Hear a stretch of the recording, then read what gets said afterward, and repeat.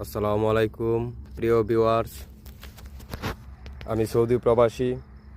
আমরা সৌদি কৃষক। আমরা সৌদি আরবে আমাদের প্রজেক্টে বিভিন্ন ধরনের সবজি চাষ করে থাকি।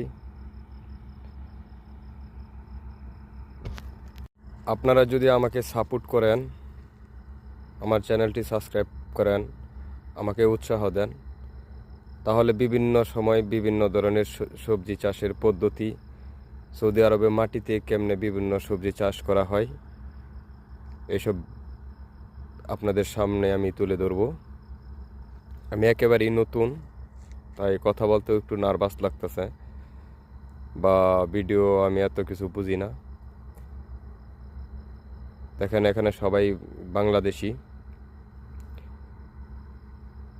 এখানে ট্রাক আসছে, এটা দিয়ে মাটি